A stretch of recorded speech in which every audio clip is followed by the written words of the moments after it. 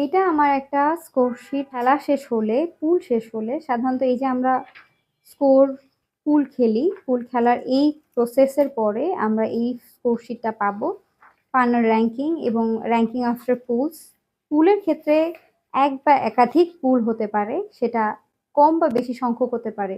কোনো দলের 5 জনের পুল হতে পারে, কোনো দলের 6 জনের পুল। যেমন এই দলে আছে যারা, তারা হচ্ছে 6 জন খেলোয়াড় মিলে এই পুলে জিতেছে এবং 5 জন খেলোয়াড় মিলে এই 5 নম্বর পুলে জিতেছে, খেলা হয়েছে। তো এমন ক্ষেত্রে অনেক ক্ষেত্রে হয়ে থাকে যে তারা প্রত্যেকেই তার পুলে পুলে 1 নম্বর হয়েছে। সেই ক্ষেত্রে আমরা কিভাবে তাদের র্যাঙ্কিংটা দিব সেটাই আমরা এখন দেখব। সো এটা হচ্ছে আমার একটা টেবিল র্যাঙ্ক। টেবিল র্যাঙ্কের মধ্যে আমার অপোনেন্টস থাকবে, অপোনেন্টসের সাথে যতজনের সাথে আমার খেলা হবে সেটা আমার নাম্বার স্কোর শিট থাকবে।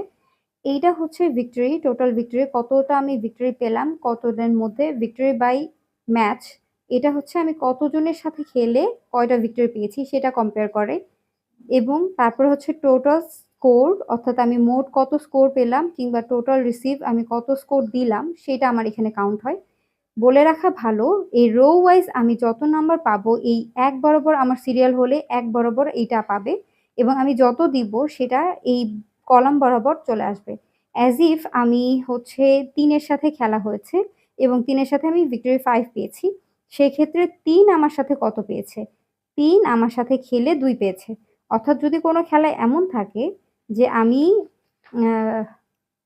1 ভার্সেস 3, এখন এই 1 ভার্সেস 3 এর মধ্যে 1 পেয়েছে 5 আর 3 পেয়েছে 2।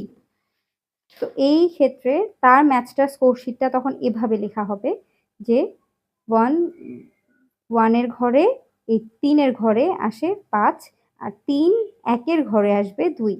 এভাবে তার স্কোরটা লেখা হবে। তবে আমি প্রেফার করি যখন ভিক্টরি হয় তখন ভি দিয়ে লিখতে, কারণ ভিক্টরি বাই 5, ভিক্টরি 5 লিখলে এটা আসলে 3 মিনিটের খেলা, তো কখনো কখনো এমন হয় যে 3 মিনিটের খেলায় 3 হয়ে যায় কিন্তু আমাদের 5 নিতে পারি না। তো সেক্ষেত্রে ভিক্টরি 2 বা 4 এও ভিক্টরি হয়ে যেতে পারে। সেক্ষেত্রে আমরা যদি ভিক্টরি বাই 5 এভাবে লিখি, ভিক্টরি 5, তাহলে ব্যাপারটা বুঝতে সহজ হয়। স্কোরারদের জন্য এটা আমার রিকোয়েস্ট থাকবে, তারা হচ্ছে এটা করতে পারে। আর ডিফিটের ক্ষেত্রে যারা ডিফিট হয়েছে তাদের ক্ষেত্রে ডিফিটেড 2 এভাবে যদি লেখে, সেই ক্ষেত্রে মোট স্কোর আর ভিক্টরি উইনিং স্কোর এটা বোঝাটা সহজ হয়। এমন হলো যে টাইম 3 মিনিট হয়েছে কিন্তু তাদের খেলা 3-4 শেষ। তো 3 এর 4 এর মধ্যে 4 কিন্তু ভিক্টরি পেয়েছে আর 3 কিন্তু লুজ হয়েছে। কিন্তু এটা আমি কিভাবে লিখবো? অ্যাজ ইফ এখন 2 3 এর সাথে খেলেছে, 2 3 এর সাথে খেলেছে, 4 পেয়েছে। সো সে ভিক্টরি 4 লিখবে এবং 2 3 এর সাথে দিয়েছে কত?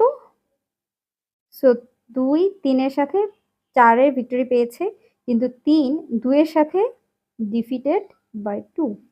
তো ডিফিটেড 2 যখন লিখবে তখন এক্স্যাক্টলি, বা ডিফিটেড 3 লিখতে পারে। সো যেটাই হোক, তো এভাবে যদি লেখে তাহলে তার জন্য স্কোর বোঝাটা সহজ হয়। এটা হচ্ছে আমাদের ভলান্টিয়ারের একটা কাজ থাকবে, স্কোরার যারা এটা শিখবে তারা এভাবে করতে পারে। র্যাঙ্কিং অফ পুলস, পুলে আপনার কত র্যাঙ্কিং হলো সেটা আপনি লিখবেন 1 2 5 যেটাই হতে পারে। এবং এই ভিক্টরি বাই ম্যাচ এবং ইন্ডাইসেস এর ক্ষেত্রে আপনার টোটাল কাউন্ট করার আপনার যে প্লেসটা হবে সেটা হচ্ছে আফটার পুলস র্যাঙ্কিং হবে। তো ওভারঅল র্যাঙ্কিং এর ক্ষেত্রে তখন সেটা আপনি লিখবেন।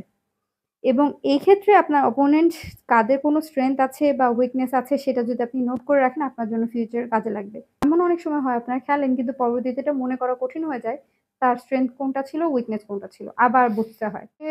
নকআউট মূলত ফেন্সিং এর। তো এটা পার্টনার ওয়াইজ আসলে কম্পিটিটর ওয়াইজ এটা খেলা হয়। অ্যাজ ইফ আপনার যদি এটা ধরেন, আপনার পুলস এর পরে এই যে এটা হচ্ছে ভিক্টরি, কেউ যদি 5 জনের সাথে খেলে 5 টা ভিক্টরি খেলে, আরেকজন 5 জনের সাথে হলো 5 টা ভিক্টরি পেল। তাহলে তাদের এই যে টোটাল ভিক্টরি বাই ম্যাচ দুজনের সেম আসে। টোটাল রিসিভও দুজন স্কোরও করেছে 25-25, কিন্তু রিসিভ করেছে সে 8 টা হিট খেয়েছে, সে 9 টা হিট খেয়েছে। এখানে একটা কিন্তু বেশি খেয়েছে, যার জন্য আসলে 1-2 হয়ে পার্থক্য হয়ে গেছে। আর এভাবেই তাদের র্যাঙ্কিংটা আসলে হয়ে থাকে। এবং স্কোর এটা হচ্ছে ফেডারেশন ওয়াইজ একটা থাকে, তাদের কতজনকে রাখবে 80% বা 70% বা 90%, সেই হিসেবে তারা বাদ দিয়ে দেয় এবং তখন এই এলিমিনেটেড আসে। এইটা করা শেষ হলে তারপর আমরা এখান থেকে নকআউটে চলে যাই। এই যে এই নকআউট শিটটায় চলে যাই। সেই নকআউট শিটটার মধ্যে তখন আমরা বিভিন্ন ধরনের একের সাথে যদি সুপার 16 হয় তাহলে ১৬ জন পড়ে। যদি সুপার 32 হয় অ্যাজ ইফ এই ম্যাচটার মধ্যে আমার যারা এলিমিনেট হয়েছে তারা এইখানে বাকি আছে ২৪ জন। তো ২৪ জনের খেলায় ১৬ জনের বেশি হয়ে গেছে। তো সেই ক্ষেত্রে আমরা সুপার 32 নিবো। 32 নিয়ে সেখান থেকে আরকি অর্ধেক, অর্ধেক করে খেলা হবে। অর্থাৎ ১ খেলবে 32 এর সাথে, ২ খেলবে 31 এর সাথে। এভাবে আস্তে, আস্তে যারা শক্ত তারা কম অপেক্ষাকৃত দুর্বলের সাথে পড়বে এবং এভাবে টেবিলটা পড়বে।